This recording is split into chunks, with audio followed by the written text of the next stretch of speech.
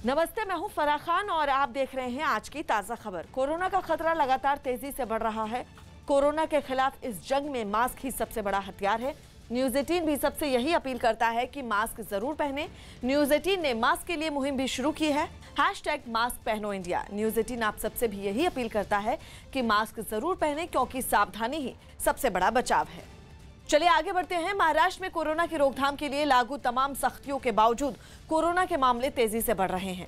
महाराष्ट्र में पिछले 24 घंटे में कोरोना के 66,159 नए मामले सामने आए हैं, जबकि कोरोना की वजह से 771 लोगों ने दम तोड़ दिया। अच्छी बात यह रही कि एक दिन में कोरोना के जितने मरीज मिले उसमें ज्यादातर ठीक होकर अपने घर जा चुके हैं। राज्य में पिछले 24 घंटे में 68,537 लोग कोरोना को मात देकर अपने घर लौट चुके हैं।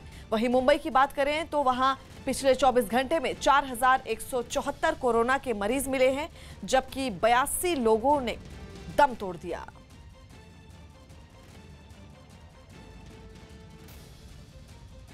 इस बीच महाराष्ट्र सरकार ने कोरोना पर काबू पाने के लिए 15 मई तक पाबंदी बढ़ा दी है। कोरोना की दूसरी लहर पर काबू पाने के लिए उद्धव सरकार ने राज्य में लागू पाबंदियां 30 अप्रैल के बाद 15 दिन और बढ़ाने का ऐलान किया है। इस दौरान वहां तमाम पाबंदियां लागू रहेंगी जो अब तक लागू थी। महाराष्ट्र सरकार ने इस लॉकडाउन को ब्रेक द चेन का नाम दिया है। महाराष्ट्र कोरोना से सबसे ज्यादा प्रभावित राज्यों में से एक है। वहां इस महामारी को रोकने के लिए लॉकडाउन जैसे प्रतिबंध लगाए गए थे। इसके तहत जरूरी सेवाओं को छोड़कर राज्य में हर तरह की गतिविधियों पर प्रतिबंध लगा दिया गया था। इसके बावजूद राज्य में कोरोना के मामले नहीं थमे और रोजाना 60,000 से ज्यादा नए मामले सामने आ रहे हैं। कोरोना से करा रहे मुंबई के भांडुप इलाके में बीजेपी और शिवसेना के बीच नए वैक्सीन सेंटर का श्रेय लेने की होड़ में वहां एक ही वैक्सीनेशन सेंटर का 2 बार उद्घाटन किया।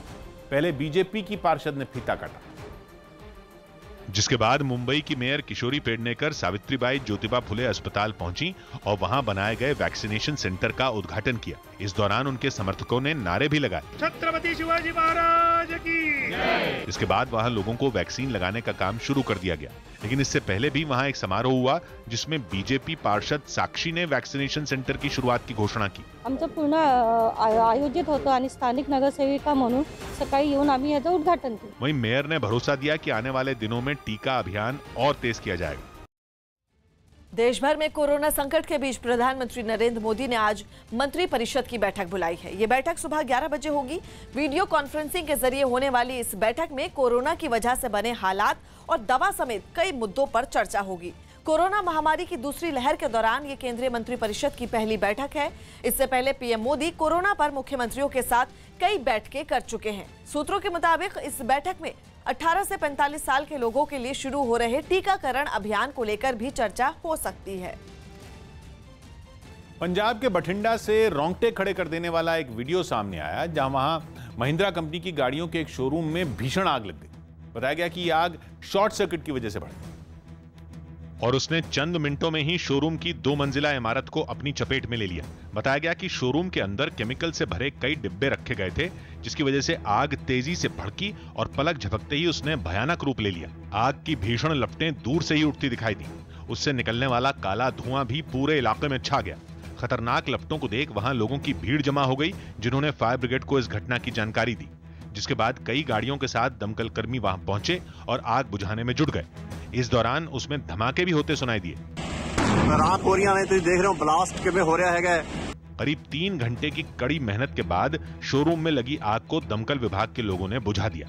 इस हादसे में उस शोरूम की इमारत का एक बड़ा हिस्सा तो बर्बाद हुआ ही, साथ ही उसमें रखी करीब 100 गाड़ियां भी जलकर राख हो गईं।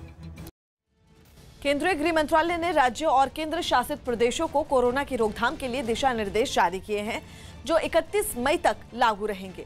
गृह मंत्रालय ने राज्यों और केंद्र शासित प्रदेशों से कहा है कि उन जिलों की पहचान करें जहां या तो कोरोना संक्रमण की दर 10% से ज्यादा है या फिर पिछले एक हफ्ते में अस्पतालों में बिस्तर भरने की दर 60% से ज्यादा है। केंद्र के इन जिलों में स्थानीय स्तर पर कंटेनमेंट जोन बनाने और कोरोना से निपटने के नियमों को सख्ती से लागू करने का आदेश दिया गया है और इसके साथ ही शादी समारोह में 50 लोगों के शामिल होने की अनुमति दी गई है, जबकि अंतिम संस्कार में 20 लोग ही शामिल हो सकेंगे। तो वहीं पब्लिक ट्रांसपोर्ट जैसे बस, मेट्रो, दूसरी गाड़ियों में सिर्फ 50% सीटों पर ही यात्रियों को सफर की अनुमति होगी। गोवा में लॉकडाउन लागू करने के साथ ही उससे जुड़े दिशा निर्देश जारी कर दिए गए। न्यूज़ 18 के विवेक गुप्ता की रिपोर्ट है कि इस दौरान रात 9 बजे से सुबह 6 बजे तक सब कुछ बंद रहेगा। हालांकि जरूरी सेवा के लिए या इमरजेंसी में लोग बाहर जा सकेंगे, लेकिन सभी बाजार, मॉल, बार, कैसीनो और क्रूज सेवाएं बंद रहेंगी। इसके अलावा स्कूल, कॉलेज भी नहीं खोले जा सकेंगे। जबकि रेस्टोरेंट में क्षमता के हिसाब से 50% लोग आ सकते हैं, तो वहीं शादी में 50 और अंतिम संस्कार में 20 लोग ही हिस्सा ले सकेंगे। सीरम इंस्टीट्यूट की वैक्सीन कोविशील्ड के बाद अब भारत बायोटेक ने कोवैक्सीन की कीमतें घटाने का ऐलान किया है। राज्यों को अब कोवैक्सीन 600 रुपए की बजाय 400 रुपए प्रति डोज की कीमत पर मिलेगी। बताया गया कि इससे राज्यों को हजारों करोड़ रुपए की बचत होगी और ज्यादा वैक्सीनेशन हो पाएगा। एक दिन पहले ही सीरम इंस्टीट्यूट ऑफ इंडिया ने राज्यों के लिए अपनी कोरोना वैक्सीन कोविशील्ड की कीमत 400 रुपए से घटाकर 300 रुपए करने का ऐलान किया था। कोविशील्ड के बाद कोवैक्सीन की कीमतों में भी कटौती की गई। भारत बायोटेक ने राज्य सरकारों के लिए अपनी कोरोना वैक्सीन के दाम घटा दिए। अब राज्यों को भारत बायोटेक की कोवैक्सीन के लिए 400 रुपए प्रति डोज देने होंगे। इससे पहले कंपनी की ओर से इस टीके की कीमत 600 रुपए प्रति डोज रखी गई थी। सोनू सूद ने सोशल मीडिया पर एक वीडियो शेयर किया। इस वीडियो में उन्होंने केंद्र और राज्य सरकारों से कोरोना की वजह से मारे गए लोगों के बच्चों को मुफ्त शिक्षा देने की अपील की। उनकी पूरी पढ़ाई फ्री ऑफ कॉस्ट होनी चाहिए, ये एक रूल बनाना चाहिए। देहरादून में बीजेपी के छात्र संगठन एबीवीपी के एक कार्यकर्ता पर कोरोना वार्ड में फल और जूस बांटने का आरोप लगा। आरोप है कि वो पीपीई किट पहनकर दून मेडिकल कॉलेज के कोरोना वार्ड में गया और मरीजों को जूस पिलाया। कांग्रेस ने इस मामले में कार्रवाई की मांग की। महाराष्ट्र सरकार ने कोरोना संकट पर एक बैठक की। इस बैठक में शामिल कई अधिकारियों और जानकारों ने इस साल सितंबर और अक्टूबर तक राज्य में कोरोना की तीसरी लहर आने की आशंका जताई। ऐसे में महामारी से निपटने के लिए सभी तैयारियों को पहले से ही पूरा करने पर जोर दिया गया। दिल्ली एनसीआर में गर्मी से बेहाल लोगों को 2 से 3 दिन में राहत मिलने की उम्मीद है। पिछले कुछ दिनों में यहां का तापमान 42 डिग्री से ऊपर पहुंच गया, जो सामान्य से ज्यादा है। आज भी अगर तापमान की बात करें तो ये 42 डिग्री सेल्सियस से ज्यादा आंका गया है। वहीं मौसम विभाग ने अनुमान जताया कि मई के पहले हफ्ते में दिल्ली एनसीआर का तापमान गिर सकता है। 2 और 3 तारीख को हमें उम्मीद है कि जो दिल्ली एनसीआर के आसपास भी बारिश की गतिविधियां और धूल भरी आंधी आएगी। केंद्रीय गृह मंत्री अमित शाह के संसदीय क्षेत्र अहमदाबाद के साणंद में और उसके आसपास के इलाकों में कोरोना जांच के लिए वैन सेवा शुरू की गई है। इस वैन में सभी जरूरी स्वास्थ्य सुविधाएं मौजूद हैं, जिसके तहत गांव-गांव घूमकर फ्री में लोगों के आरटी-पीसीआर टेस्ट किए जाते हैं। इसका मकसद उन गांवों तक पहुंचना है जहां कोरोना की जांच की सुविधा नहीं है।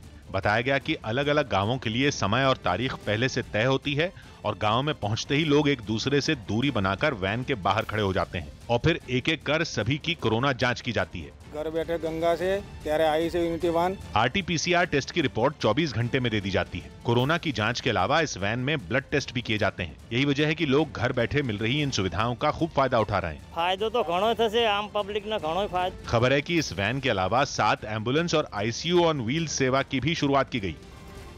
दक्षिण अमेरिका के देश इक्वाडोर की संवैधानिक अदालत ने बलात्कार के मामले में गर्भपात कराने को कानूनी मान्यता दी। इक्वाडोर में गर्भपात कराने पर महिलाओं को 3 साल तक की जेल हो सकती है। वहां गर्भपात तभी कराया जा सकता है जब या तो प्रेगनेंसी से महिला की जान को खतरा हो या केस मानसिक रूप से बीमार महिला के बलात्कार का हो।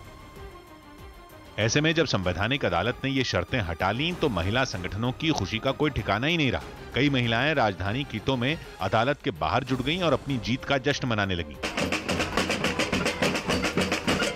प्रदर्शन में गाना बजाना भी हुआ और नाच गाना भी।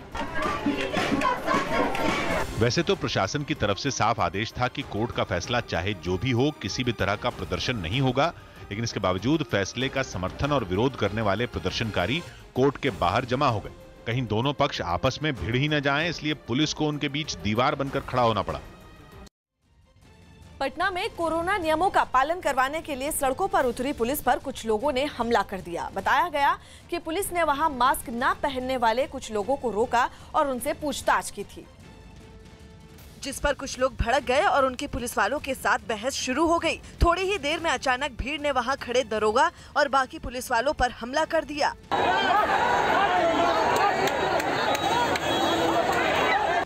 पुलिस पर हमला करने वाले फिर धीरे धीरे वहां से निकल गए। हमले के बाद जब पुलिस के जवान संभले तो उन्होंने भी लाठीचार्ज करते हुए लोगों को वहां से खदेड़ दिया। इससे पहले बीच सड़क पर पुलिस के साथ भीड़ में कुछ लोगों की बहुत देर तक बहस होती रही। कई बार भीड़ ने पुलिस वालों पर हमले की कोशिश भी की। इस पूरे हंगामे की वजह से वहां काफी देर तक सड़क पर जाम लगा रहा। जब पुलिस ने सख्ती दिखाते हुए लोगों को खदेड़ा तो उसके बाद ही गाड़ियों के लिए रास्ते को खोला जा सका। एक तरफ देश कोरोना की दूसरी लहर से जूझ रहा है, दूसरी तरफ इससे निपटने पर एक उम्मीद भी जगी। न्यूज़ 18 के रवि सिंह की रिपोर्ट है कि बिना लक्षण या हल्के लक्षण वाले मरीजों के इलाज में आयुष 64 नाम की दवा कारगर साबित हो रही है, जिसकी जानकारी आयुष मंत्रालय ने दी और बताया कि इसका इस्तेमाल लखनऊ, मुंबई और वर्धा के कुछ अस्पतालों में मरीजों पर किया गया, जिसके बाद ये पता चला कि जिनको ये दवा दी गई वो जल्दी ठीक हुए। आयुष 64 मलेरिया के मरीजों को दी जाती है, जिसके कोरोना से लड़ने में भी सुरक्षित और असरदार होने का दावा किया जा रहा है। मध्य प्रदेश के सीधी में पुलिस ने कर्फ्यू के दौरान बेवजह घरों से बाहर निकले लोगों को सबक सिखाने का अनोखा तरीका निकाला। सीधी में लोगों को जरूरी सामान की खरीदारी के लिए सुबह 6 बजे से दोपहर 11 बजे तक का वक्त तय किया गया है, लेकिन उसके बाद भी कई लोग वहां से सड़कों पर घूमते नजर आए, जिन्हें पुलिस ने अनोखे तरीके से सबक सिखाया।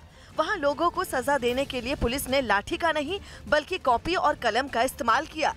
जो कोई भी बिना वजह बाहर घूमता दिखाई दिया, उसे कॉपी और कलम थमाकर पुलिस ने सड़क के किनारे बिठाया और उस कॉपी में कोरोना से बचाव की बातें लिखने को कहा।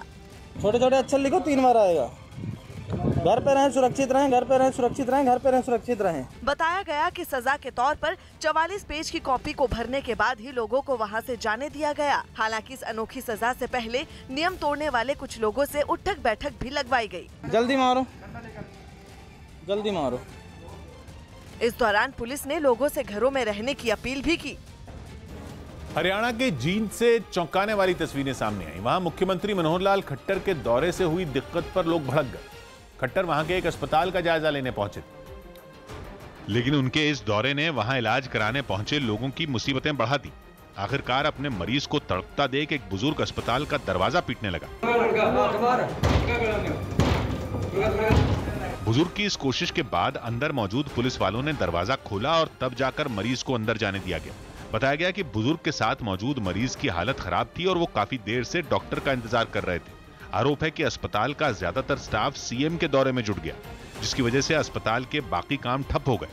गुस्साए लोगों ने मुख्यमंत्री के सामने ही अपनी नाराजगी भी जता दी। आपके प्रोग्राम के कारण सुबह 8 बजे से सब परेशान हैं यहाँ। पानी नहीं पूछा किसी मरीज के पास। हालांकि बाद में मुख्यमंत्री ने उनकी समस्याएं सुनी और लापरवाही करने वालों पर कार्रवाई के निर्देश दिए। आज अगर किसी ने लापरवाही बरती तो मुझे बताओ। सीएम मनोहर लाल खट्टर अस्पताल में कोरोना से लड़ाई के इंतजाम देखने पहुंचे थे। इस दौरान उन्होंने अधिकारियों और डॉक्टरों के साथ बैठक की और टीका लगाने के अभियान का जायजा लिया।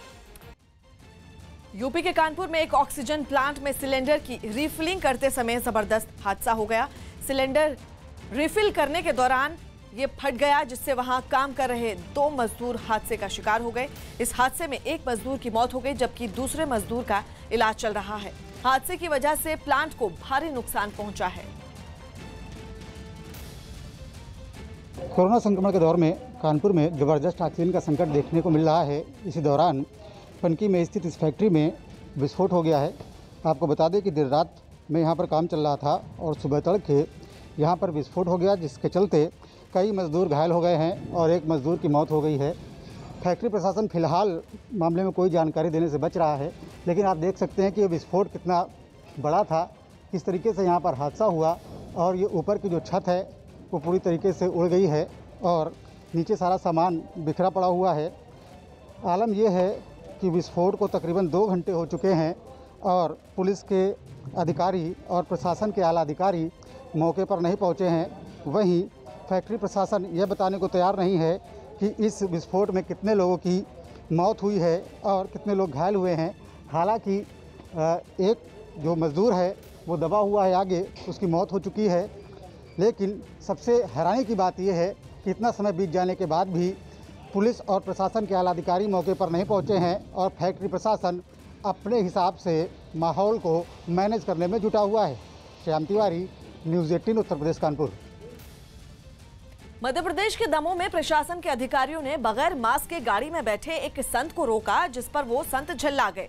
जिस संत को रोका गया वो राम जन्मभूमि न्यास के उपाध्यक्ष आत्मानंद सरस्वती थे, जो अपने ड्राइवर के साथ ठीक उसके बगल वाली सीट पर बैठे नजर आए। आत्मानंद सरस्वती ने मास्क नहीं पहना था, जिस पर प्रशासन के अधिकारियों ने उनसे मास्क लगाने की अपील की। वहां खड़े अधिकारियों ने उन्हें समझाया कि मास्क ना पहनने पर उनका चालान कटेगा, जिस पर आत्मानंद सरस्वती भड़क गए। नहीं होगा चालान और नहीं लगा रहा हूं मास्क। इसके बाद प्रशासन के अधिकारियों ने भी ठान लिया कि बगैर चालान काटे तो वो उस संत को जाने नहीं देंगे। पुलिस ने उनकी गाड़ी को सड़क के किनारे लगवाया और उनसे चालान कटवाने को कहा। इस बार उस संत ने चालान से बचने के लिए नया दाव चला। और मुझे चालान देना पड़ रहा है, तो मैं ये पैसे भूपेंद्र सिंह सीएम साहब दे मुझे, क्योंकि मैंने काम किया है कोरोना काल में। जब सारे दाव फेल हो गए तो फिर आत्मानंद सरस्वती ने ऐसी दलील दी जो वहां खड़े किसी भी शख्स के गले नहीं उतरी। प्रधानमंत्री जी रोज हाथ जोड़ रहे हैं कि अपनी सुरक्षा स्वयं करिए, अपनी सुरक्षा स्वयं करिए। मैं अपनी सुरक्षा कर रहा हूँ कि मास्क से मुझे घुटन हो सकती है, मैं पॉजिटिव हो सकता हूँ। आखिरकार पुलिस ने मास्क न पहनने पर उनका चालान काटा और उसके बाद ही आत्मानंद सरस्वती को वहां से जाने दिया गया। यूरोप के देश लातविया की राजधानी रीगा में रोंगटे खड़े कर देने वाला एक हादसा हुआ। वहां एक इमारत में सुबह सुबह ऐसी खतरनाक आग लगी कि 8 लोगों की जिंदा जलकर मौत हो गई। हैरानी की बात यह कि जो इमारत आग की चपेट में आई वो सरकारी है, लेकिन इसके बावजूद उसमें चोरी छिपे एक हॉस्टल चलाया जा रहा, जहां फायर सेफ्टी के कोई इंतजाम तक नहीं थे। इसलिए जब इमारत में आग भड़की तो वो लोगों का काल साबित हुई। सामने आई एक तस्वीर में इमारत की 6ठी मंजिल और छत आग की ऊंची ऊंची लपटों में घिरी दिखी। सुबह 5 बजे जैसे ही दमकल विभाग को आग की सूचना मिली, तुरंत कई फायर इंजन इलाके में पहुंच गए। बिल्डिंग के पास की सड़क को सील कर दिया गया। फायर इंजनों ने रास्ता घेर लिया। युद्ध स्तर पर आग को बुझाने का ऑपरेशन चलाया गया और आखिरकार दमकल कर्मियों को कामयाबी मिल गई। हालांकि आग तो बुझ गई, लेकिन सूरज सिर पर आने तक भी भट्टी बनी इमारत आग की आंच में तपती दिखी। ये दर्दनाक हादसा सुबह सुबह हुआ, इसलिए लोगों को जान बचाने का मौका तक नहीं मिला और वो नींद में ही मौत की नींद सो गए। प्रशासन को भी इमारत में अवैध हॉस्टल चलने की भनक तब लगी जब 8 बेकसूर मुनाफाखोरों के लालच की बलि चढ़ गए। बिहार के बेगूसराय में एक शख्स की हत्या के विरोध में लोगों ने जमकर बवाल किया। बताया गया कि एक दिन पहले कुछ लोगों ने गोली मारकर उस शख्स की हत्या की थी, जिसके आरोप में 2 लोग गिरफ्तार हो चुके हैं। लेकिन तीसरे आरोपी को पकड़ने की मांग पर मारे गए लड़के के घर वालों ने उसके शव को सड़क पर रखकर रास्ता जाम कर दिया। इलाके के कई लोग भी पीड़ित परिवार के समर्थन में उतरे और उन्होंने बेगूसराय की सड़कों पर जमकर आगजनी की। टायरों को चलाकर कई रास्तों को जाम किया गया और पुलिस के खिलाफ भी खूब नारेबाजी हुई। पुलिस बहुत देर तक लोगों को समझाने की कोशिश करती रही, लेकिन प्रशासन की कार्रवाई से नाराज लोगों पर कुछ असर नहीं हुआ। बताया गया कि इस घटना में पीड़ित परिवार ने मारे गए लड़के के 3 दोस्तों पर हत्या का आरोप लगाया है, जिनमें 2 की गिरफ्तारी हो चुकी है।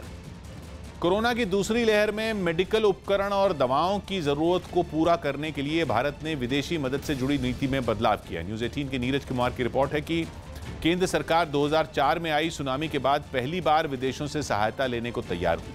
हालांकि न्यूज़ 18 के सवाल पर विदेश मंत्रालय ने जवाब दिया कि स्थिति असाधारण और अप्रत्याशित है। ऐसे में लोगों की जरूरतों को पूरा करने के लिए जो भी करना पड़ेगा सरकार करेगी। भारत को विदेशों और एजेंसियों से जो मदद मिल रही है वो भारतीय रेड क्रॉस सोसाइटी के जरिए आ रही है। असल में 2004 में सुनामी के बाद तब के प्रधानमंत्री मनमोहन सिंह ने ऐलान किया था कि भारत अपनी स्थिति से निपट सकता है और जरूरत पड़ने पर ही वो मदद देंगे। हालांकि 2004 के बाद भी कई आपदाएं आईं, लेकिन भारत ने विदेशों से सहायता लेने से इनकार कर दिया था। इस वक्त की बड़ी खबर आपको बता दें, दिल्ली पुलिस ने उत्तराखंड के कोटद्वार में नकली रेमडेसिविर इंजेक्शन बनाने वाली एक दवा कंपनी का पर्दाफाश किया है। पुलिस ने इस मामले में 5 आरोपियों को गिरफ्तार भी किया है।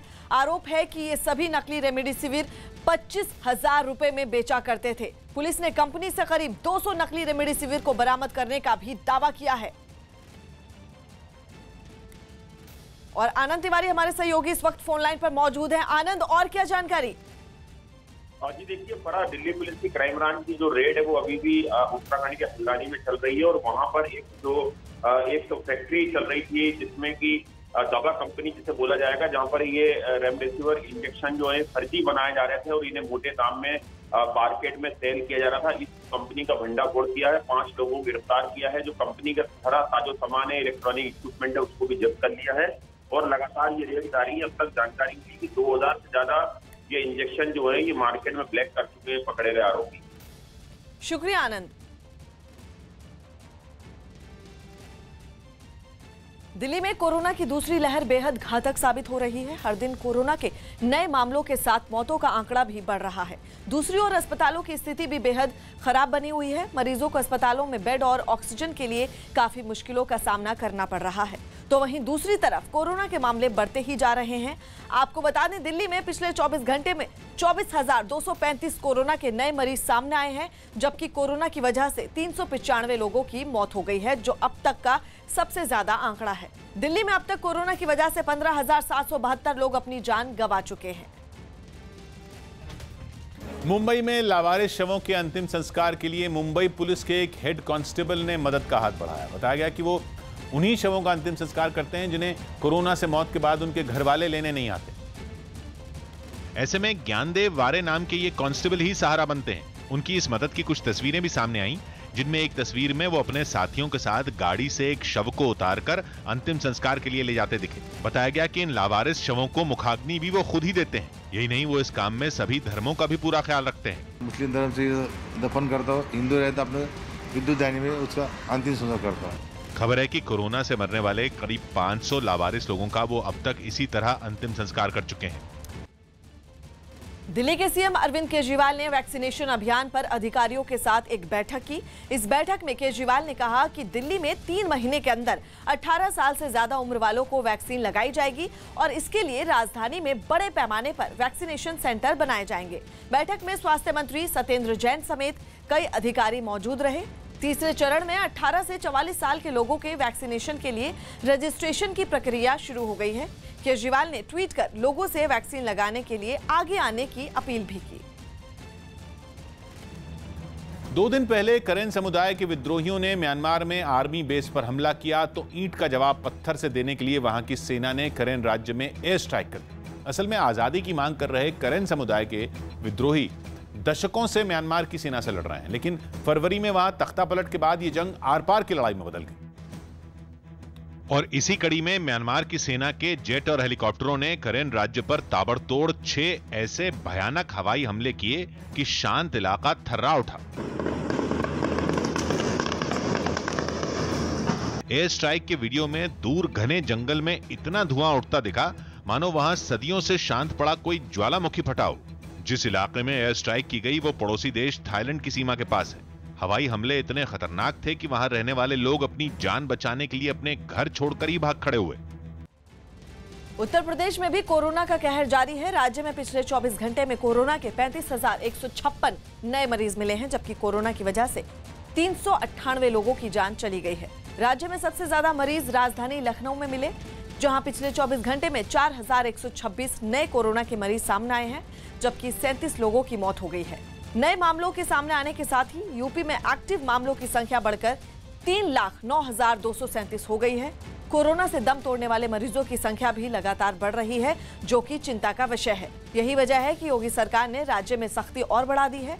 राज्य में आज रात 8 बजे से मंगलवार सुबह 7 बजे तक कर्फ्यू रहेगा। हालांकि इस दौरान जरूरी सेवाओं को छूट मिलेगी। कोरोना संकट में रेमडेसिविर की कमी को पूरा करने के लिए केंद्र सरकार ने पूरा प्लान तैयार कर लिया है। न्यूज 18 के नीरज कुमार की रिपोर्ट है कि देश में रोजाना 67,000 रेमडेसिविर का उत्पादन होता है, जबकि कोरोना मरीजों के लिए इस वक्त जरूरत रोजाना 3 लाख तक है। लिहाजा सरकार ने विदेशों की कई दवा कंपनियों से इसकी कमी को पूरा करने के लिए संपर्क किया है, जिनमें अमेरिका की जिलियड साइंसेज भी शामिल है, जिसने 4.5 लाख रेमडेसिविर देने का प्रस्ताव दिया है, जबकि मिस्र से 4 लाख इंजेक्शन आने की संभावना है। इसके अलावा इजरायल, बांग्लादेश, उज्बेकिस्तान और संयुक्त अरब अमीरात से भी संपर्क किया गया। पश्चिम बंगाल में भी कोरोना का कहर दिन ब दिन बढ़ता ही जा रहा है। राज्य में पिछले 24 घंटे में 17,403 कोरोना के नए मरीज सामने आए हैं, जबकि कोरोना की वजह से 79 लोगों ने दम तोड़ दिया। मौत का ये आंकड़ा अब तक का सबसे ज्यादा है। कोरोना की वजह से राज्य में अब तक 11,248 लोग अपनी जान गंवा चुके हैं, जबकि एक्टिव मरीजों की संख्या 1,10,241 है, जिनका इलाज चल रहा है।